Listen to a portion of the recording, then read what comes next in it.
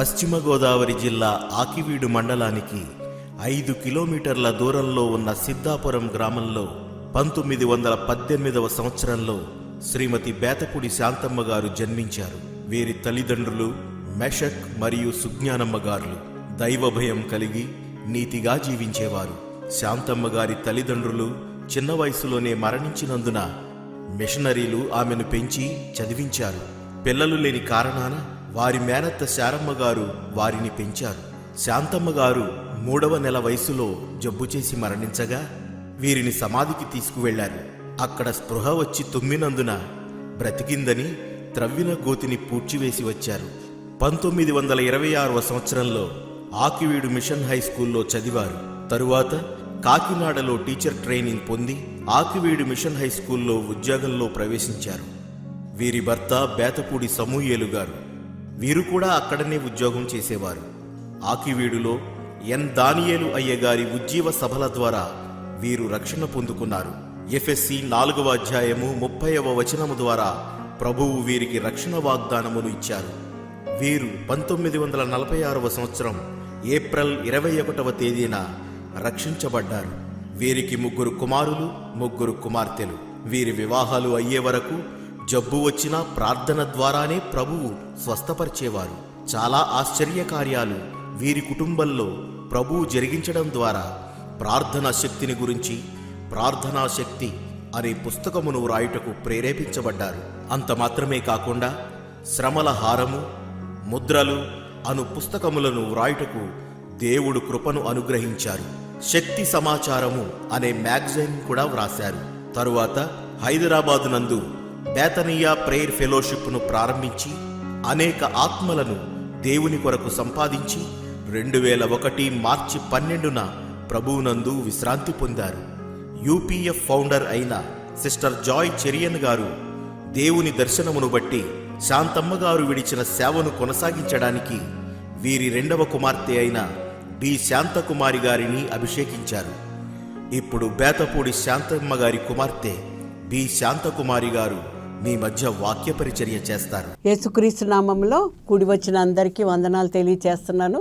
మరి gospel TV ద్వారా మరి చక్కగా సమయానికి వచ్చి కూర్చొని వాక్యం వినటానికి వచ్చిన ప్రతి ఒక్కరిని దేవుడు దీవించును గాక. చిన్న ప్రార్థన చేసుకుందాం. ప్రేమ కలిగిన దేవా, మీకు వందనాలు, స్తోత్రములు తండ్రి. నాయన, నీ వాక్యాన్ని వినాలని వచ్చిన బిడ్డల కొరకు ప్రత్యేకంగా ప్రార్థన చేస్తున్నాం. నా మాటలు కాదు కానీ నీ మాటలు నాయన వీరికి ముందు ఉంచి మా యొక్క జీవితంలో మేము ఎలా జీవించాలి నీ కొరకు కావలసిన జ్ఞానాత్మతో నింపండి.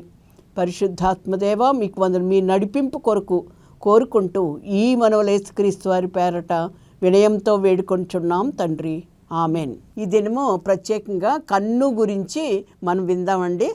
కన్ను అసలు మరి కన్ను లేకపోతే అసలు మనం ఎక్కడ ఏమీ చేయలేము, ఎక్కడికి వెళ్ళలేము. మరి అందుకే సర్వేంద్రియం నయనం ప్రధానం. సర్వేంద్రియాల్లో నయనం అంటే కన్ను చాలా ఇంపార్టెంట్. కన్ను ఉంటేనే మరి మనం ఎక్కడికైనా కదలగలము, చూడగలము. కానీ దాని వలన కూడా ఎంతో పాపం వస్తుంది అనేది కూడా మనము ఆ కన్ను విషయంలో జాగ్రత్తగా ఉండాలి. ఒక కన్ను వాల్యూ ఎంత అంటే 2,20,000 అంట. మనం అందరం ల్యాకియర్స్, కళ్ళున్న వాళ్ళందరూ ల్యాకియర్స్ అనమాట. దేవునికి స్తోత్రం. మరి అంత మాత్రమే కాకుండా ఈ కన్ను ద్వారా బ్రెయిన్కి ఇన్ఫర్మేషన్ వెళ్తుంది. 80% ఆఫ్ ద ఇన్ఫర్మేషన్ కన్ను ద్వారా వెళ్తుంది. ఎప్పుడైతే కన్ను చూస్తుందో ఈ ఇన్ఫర్మేషన్ బ్రెయిన్కి వెళ్తుందో ఆ బ్రెయిన్ ఏం చేయాలి అంటే, సపోజ్ ఒక దోమ వచ్చి కుట్టింది అనుకోండి, వెంటనే మనం చూస్తాము, అలా చూస్తాము.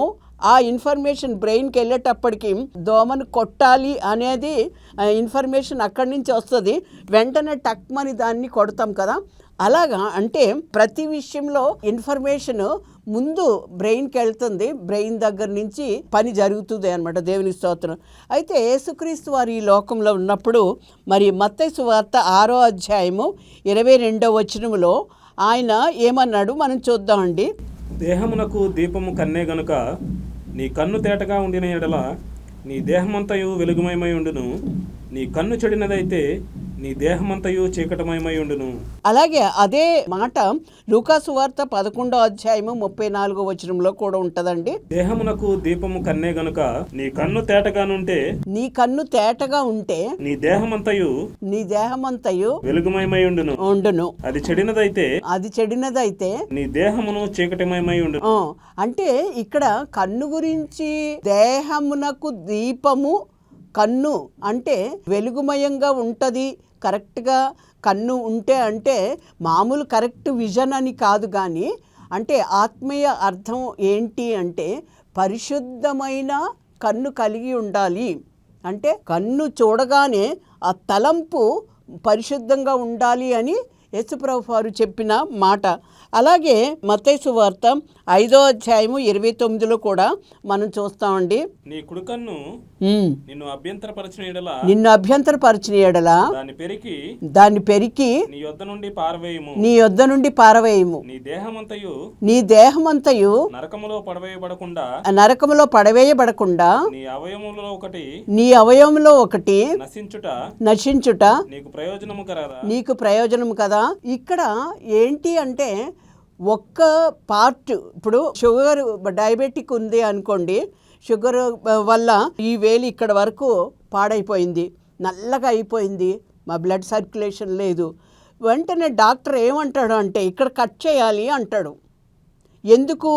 ఇక్కడ కట్ చేయకపోతే ఇదే మొత్తం బాడీ అంతా పోషన్ అయిపోతుంది, లోపలికంతా వెళ్ళి మొత్తము పాడైపోతుంది. కనుక డాక్టర్ ఏమంటాడంటే అక్కడ కట్ చేయాలి అని అంటాడనమాట.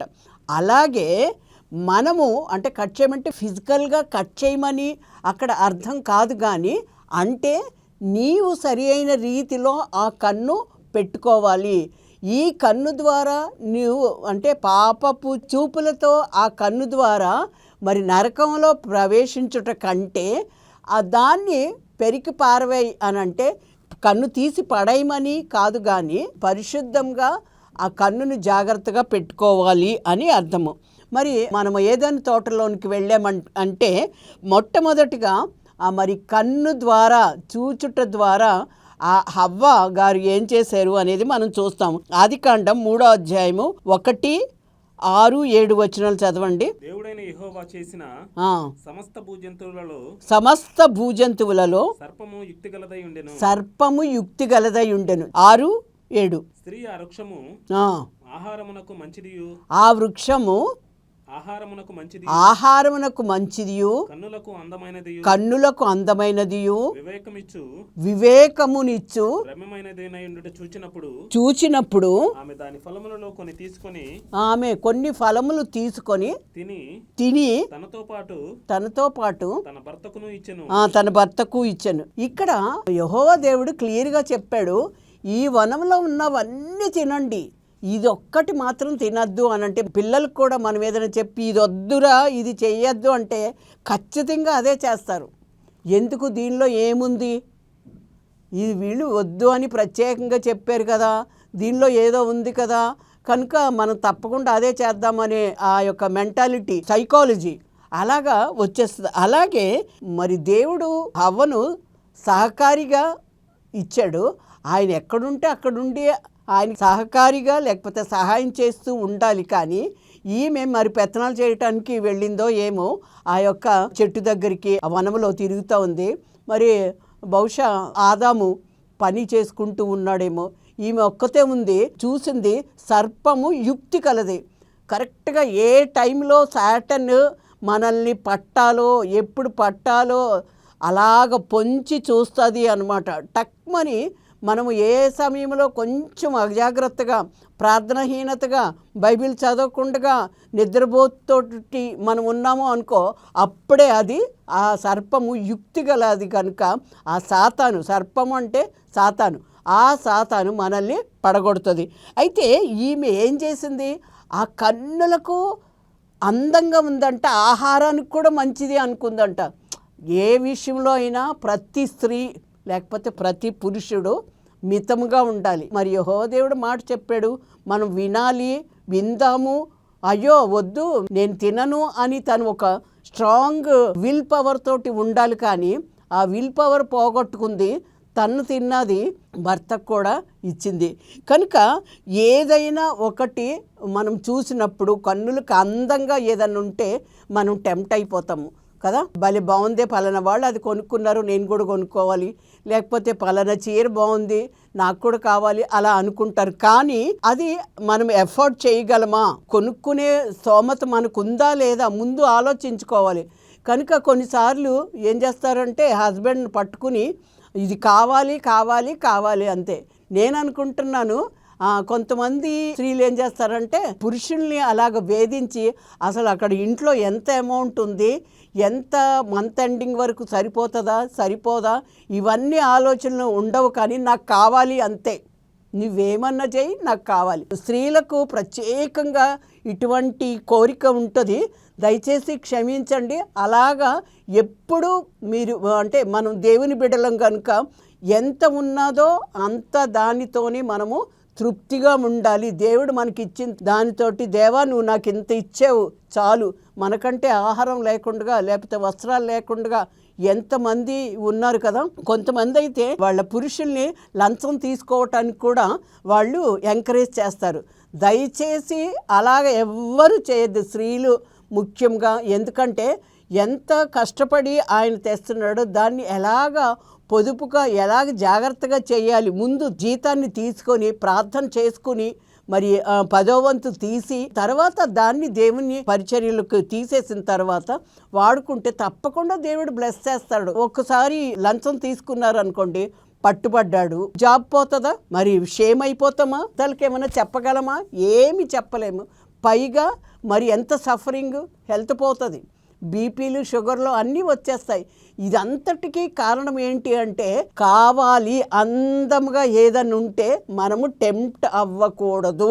నేను అనుకుంటాను ఒక్కొక్కసారి అంటే కుటుంబ జీవితంలో ఎంత వస్తుంది, ఎంత ఖర్చు పెడుతున్నాము అనేది ఇద్దరికి తెలియాలి. భార్య భర్తలకి ఇద్దరికి, ఇదిగో ఇంత జీతం వస్తుంది, ఇంత ఖర్చు పెడుతున్నాను, ఇంత ఇన్వెస్ట్ చేస్తాను పిల్లలకు, లేకపోతే నెలాఖరు వరకు ఇది కావాలి కదా, ఇంకా ఏదైనా హాస్పిటల్లో బిల్ రావచ్చు. అలాగ భయంతో దేవుని స్తుతించుకుంటూ ప్రార్థిస్తూ ఉండాలి. కానీ ఎవ్వరూ దయచేసి ప్రతి స్త్రీకి నేను చెప్తున్నాను, వాళ్ళకుంది నాకు కావాలి అనేది ఎప్పుడు పెట్టుకోవద్దు. ఉన్న దానితో దేవుని స్తుతిస్తూ, దేవా నువ్వు ఆశీర్వదించు చాలు. యెహోవా ఆశీర్వాదము ఐశ్వర్యమునిచ్చును, నరుల కష్టము చేత ఆశీర్వాదము ఎక్కువ కాదు. కనుక దేవునికే మహిమ కలుగును గాక. సో మొట్టమొదటిగా హవ్వ ఏం చేసింది, తను తిన్నది మరలా భర్తకు కూడా పెట్టింది. కనుక ఎవ్వరు మీ భర్తల్ని అలాగ అటువంటి విషయాలకి ఎంకరేజ్ చేయొద్దు. దానివల్ల ఎప్పటికైనా నష్టమే. మన పిల్లలకు మంచిది కాదు, మన పిల్లలకి ఎడ్యుకేషన్ రాదు, హెల్త్ సరిగ్గా ఉండదు. కనుక దేవుని సన్నిధిలో మనం ప్రార్థన చేసుకుని తృప్తిగా ఎంత ఉందో అంత దానితోటి మనము దేవుని కొరకు జీవించాలి.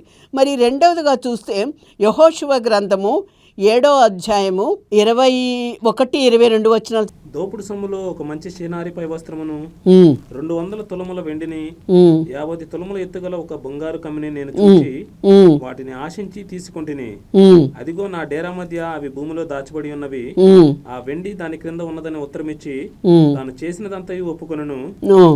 అప్పుడు యెహోషువ దూతలను పంపగా వారు ఆ డేరా యుద్ధకు పరిగెత్తి చూచినప్పుడు అది డేరాలో దాచబడి ఉండెను, ఆ వెండి దాని క్రింద నుండెను. 24. తర్వాత యెహోషువయు ఇశ్రాయేలులందరూ జెరహు కుమారుడైన ఆకానును ఆ వెండిని, ఆ పై వస్త్రమును, ఆ బంగారు కమ్మిని, ఆకాను కుమారులను కుమార్తెలను, ఎద్దులను, గాడిదలను, మందను, దేరాను, వారికి కలిగిన సమస్తమును పట్టుకొని ఆకోరు లోయలోనికి తీసుకుని వచ్చిరి. అప్పుడు యెహోషువ, నీవేళ మమ్మను బాధపరిచితివి, నేడు యెహోవా నిన్ను బాధపరుచుచున్ననగా ఇశ్రాయేలులందరూ వారిని రాళ్లతో చావగొట్టిరి. వారిని రాళ్లతో కొట్టిన తర్వాత అగ్ని చేత కాల్చి వారి మీద రాళ్లను పెద్ద కుప్పగా వేసిరి. అది నేటి వరకు ఉన్నది.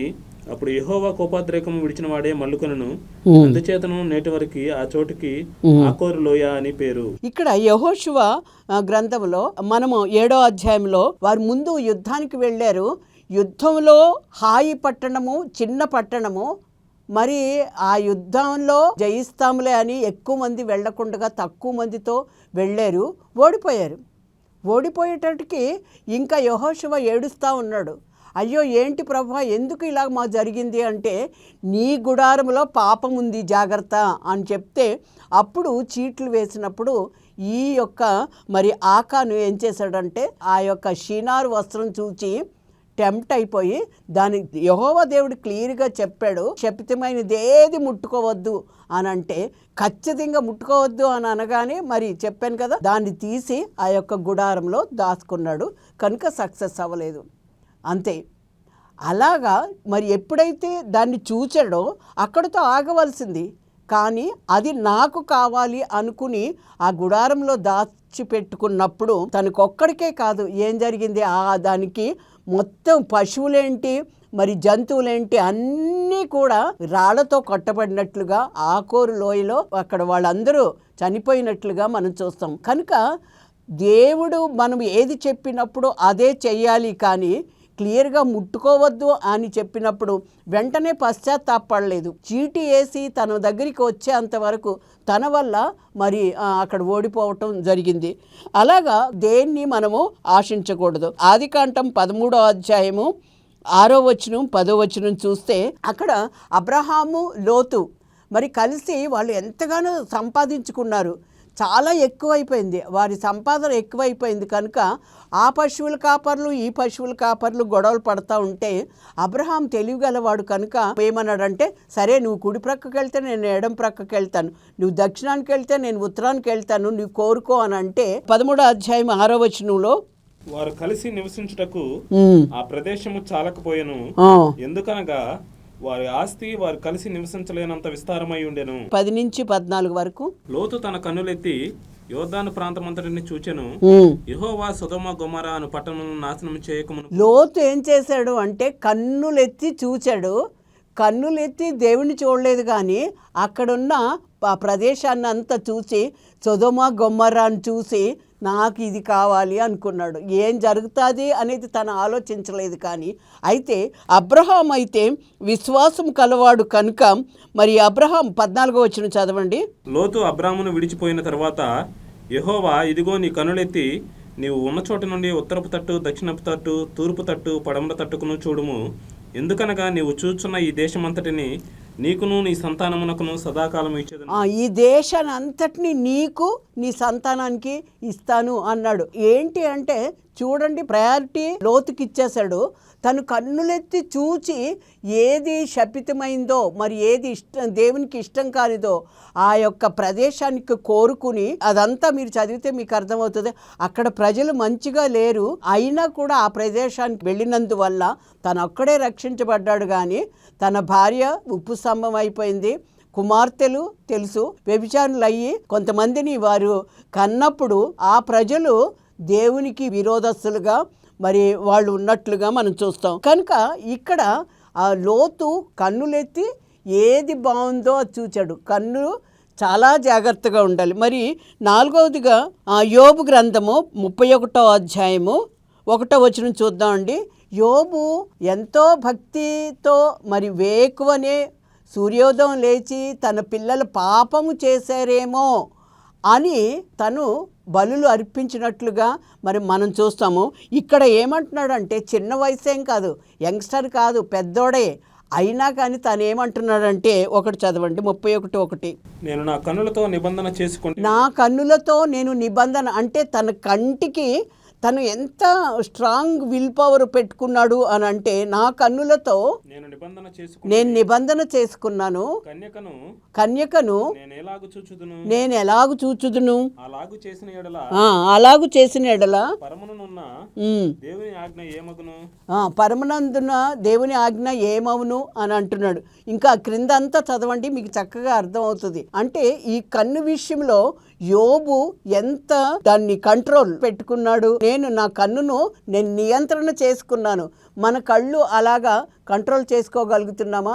ఏదికి చూస్తే అది కావాలి అనుకుంటున్నామా? అలాగే మనం చూస్తే గెహాజీ చూస్తాడు. 2వ రాజుల గ్రంథము 5వ అధ్యాయము 20వ వచనం చూద్దామండి. అంతట దైవజనుడైన ఎలీషాకు సేవకుడకు గెహాజీ, సిరియనుడైన ఈ నయమాను తీసుకుని వచ్చిన వాటిని అంగీకరించుటకు నా యజమానునికి మనసు లేకపోయాను గాని యెహోవా జీవముతోడు నేను పరిగెత్తుకొని పోయి అతన్ని కలుసుకొని అతని యొద్ద ఏదైనాను తీసుకుందని అనుకుని నయమానును కలుసుకున్నటకు పోవుచుండగా నయమాను తన వెనుక నుండి పరుగున వచ్చున్న వారిని చూచి తన రథం మీద నుండి దిగి వారిని ఎదుర్కొని క్షేమమా అని అడిగను. అతడు క్షేమమే అని చెప్పి, నా యజమానుడు నా చేత వర్తమానం పంపి ప్రవక్తల శిష్యులు 2 యవ్వనులు ఎఫ్రాయిము మన్యము నుండి నా యొద్దకు ఇప్పుడే వచ్చిరు గనుక నీవు వారి కొరకు 2 మనుగుల వెండియు 2 దుస్తుల బట్టలను దయచేయమని సెలవిచ్చుచున్నాడనను. ఇక్కడ కూడా దుస్తులు, బట్టలు, మణుగుల బంగారం. అయితే ఏలియా దగ్గరున్న ఎలీషా 2 ఆత్మను పొందుకున్నాడు. కానీ ఎలీషా దగ్గరున్న అసిస్టెంట్ పాస్టర్ ఈ యొక్క గెహాజీ ఏం పొందుకున్నాడు? కుష్టి వ్యాధి పొందుకున్నాడు. ఎందుకు పొందుకున్నాడు?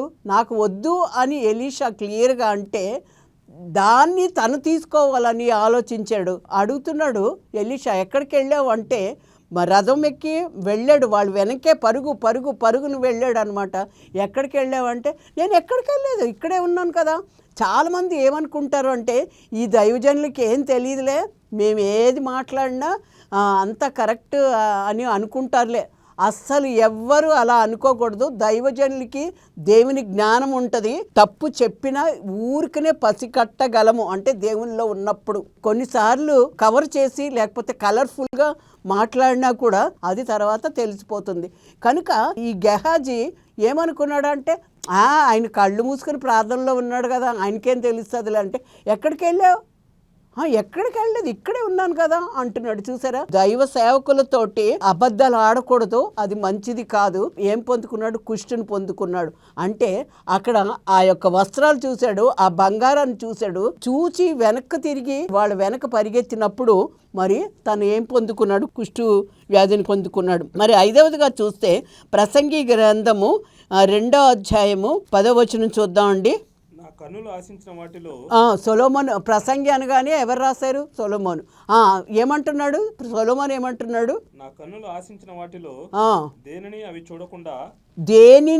చూడకుండా నేను అభ్యంతరం చేయలేదంట. మరి యోబు అయితే కంట్రోల్ చేసుకుని నియంత్రణ చేసుకున్నాడు. ఈయనేమో ఫ్రీగా వదిలేశాడంట.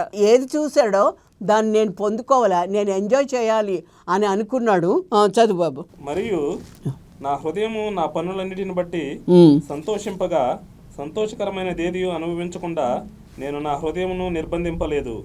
ఇదే నా పనులన్నీ. సంతోషింపక తను నిర్బంధించలేదంట, అన్నిటికీ వదిలేశాడు. ఇక్కడ చూస్తే ఈ సొలొమోను మహారాజు మరి తన జీవితం తర్వాత మరి ఎలాగైందో తెలుసు.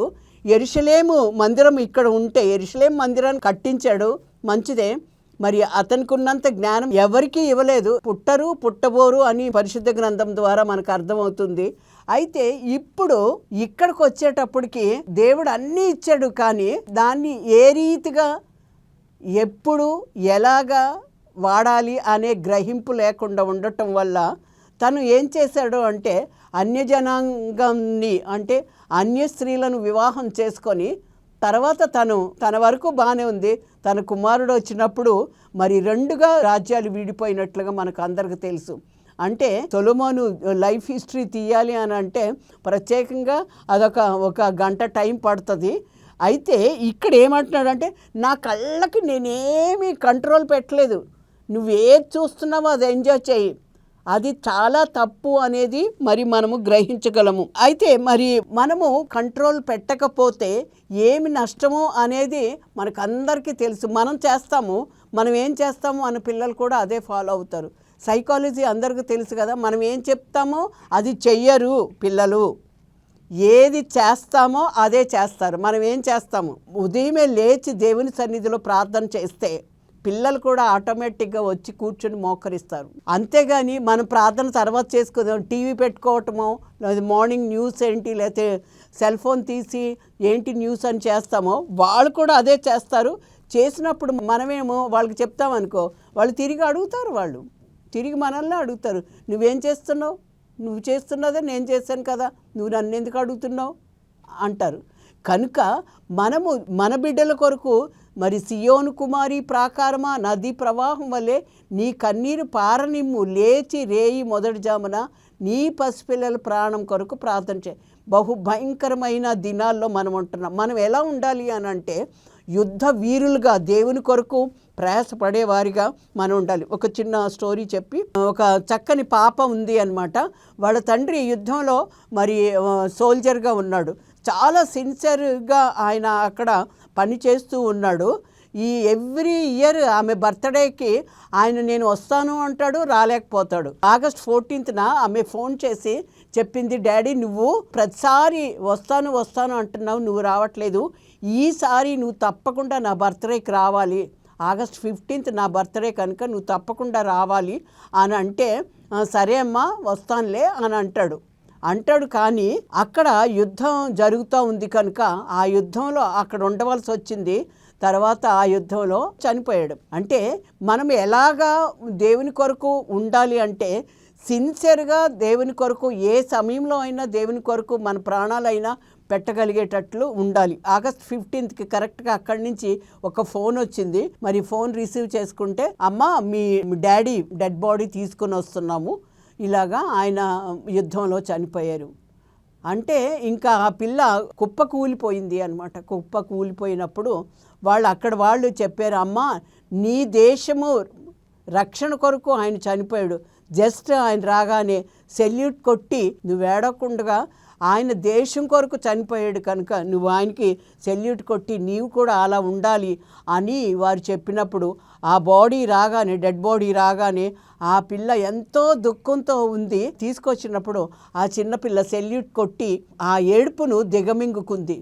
కనుక మరి మనము దేవుని సేవలో ఉన్నప్పుడు మనము ఏం చేయాలి అని అంటే దేవునికి యుద్ధ వీరులుగా మనం ఉండాలి. అందుకే 1వ యోహాను, ఈ లోకంలో ఉన్నదంతయు శరీరాశ, నేత్రాశ, జీవపుడంబము. యేసుక్రీస్తు వారిని కూడా మరి 40 దినాలు ఉపవాసం ఉండిన తర్వాత సాతాను శోధించినప్పుడు ఎలాగో ఆయన జయించగలిగాడు అని అంటే, ఎలాగ జయించాడు? దేవుని వాక్యంతో మరి నింపబడింది కనుక ఉపవాసం చేసి మరి ఎంత వీక్గా ఉన్నాడు అంటే మానవ శరీరంలో ఉన్నాడుగా ఆయన, అంటే దేవుని కుమారుడైనప్పటికీ మానవ ఆకారంలో లేకపోతే మానవుడిగా ఉన్నాడు, ఆయన ఆకలిగా ఉన్నాడు. ఆ సమయంలో మరి సాతానుడు శోధించినప్పుడు, సాతానా నువ్వు వెనక్కిపో అని గద్దించాడు. అయితే మనము అలాగా జయించే శక్తి కలిగి ఉన్నామా? ఈ కన్ను ద్వారా మనకి ఎంత పాపము మనము సమకూర్చుకుంటున్నాము కనుక కన్ను విషయంలో మరి నీ కన్ను చెడినదైతే దేహమంతా చెడిపోతుంది. నీ కన్ను చక్కగా ఉంటే దేహమంతా క్లియర్గా ఉంటుంది. అంటే పరిశుద్ధ జీవితం, నీ కన్ను పరిశుద్ధంగా ఉంటే పరిశుద్ధ జీవితాన్ని నువ్వు కలిగి ఉంటావు. పరిశుద్ధత పోగొట్టుకోకుండా నీ కన్నును నియంత్రించాలి. నియంత్రించినప్పుడు మరి సొలొమోను మొత్తము 1000 మంది, 300 భార్యలు, 700 మంది ఉపపత్నులు ఉండటం ద్వారా తన జీవితాన్ని నాశనం చేసుకున్నట్లుగా, అంటే తను ఏది చేయకూడదో, అంటే అన్య స్త్రీలను వివాహం చేసుకొని మరి ఎలాగ వాళ్ళ ఇష్టాన్ని మరి జయించాడో, నా కళ్ళకు నేనేమి నియంత్రణ పెట్టలేదు అన్నాడు. కనుక అటువంటి స్వభావం మనం కలిగి ఉండకుండగా యోబు చెప్పినట్లుగా కన్యకు నేను ఎలాగ చూస్తాను, నా కంటికి నేను నియంత్రణ, అంటే ఒక స్త్రీ విషయం అని కాదు కానీ ఏ విషయంలో అయినా, బట్టల విషయం కానీ, వస్తువుల విషయం కానీ, గృహాల విషయంలో కానీ, ఏ విషయంలో అన్నా మనకి ఆ కన్ను మీద కంట్రోల్ ఉన్నప్పుడు దేవుని బిడ్డలంగా మనం ఉంటాము. దేవుని యొక్క పరిచర్యలో లేకపోతే దేవుని బిడ్డలంగా యుద్ధ వీరులంగా దేవుని కొరకు నిలబడగలము. అట్టి కృప దేవుడు మనకి దయచేయను గాక. ఆమేన్. చిన్న ప్రార్థన చేసుకుందాం. ప్రేమ కలిగిన దేవా, మీకు వందనాలు నాయన. కన్ను చెడినదైతే దేహం అంతా చెడిపోతుంది. అవును ప్రభువా. కనుక మా కన్ను విషయంలో మేము జాగ్రత్తగా ఎలా కంట్రోల్ చేసుకోవాలో ఆ రీతిగా చూసిందల్లా మాకు కావాలి అనే కోరిక మాలో లేకుండా నాయన మరి నీ వాక్యాన్ని ధ్యానించటానికే మా కండ్లను మేము ఉపయోగించగలిగినట్లుగా నాయన అనేకులను నీ కొరకు నడిపించడానికే మా కండ్లు మరి పని చేయగలిగినట్లుగా చేయమని ఈ మనవలేసుక్రీస్తు వారి పేరట వినయంతో వేడుకొంటున్నాం తండ్రి. ఆమెన్. ప్రైజ్ లార్డ్ అండి. Praise lord. God bless you.